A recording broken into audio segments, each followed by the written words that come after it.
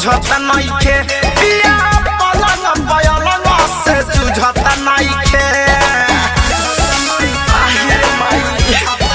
हाँ सखी प्यार के प्यास हमर बुझत नइखे पिया पलंग पलंग से जुझत नइखे खाए खातिर खाता हमर फल चाहिए नैहर के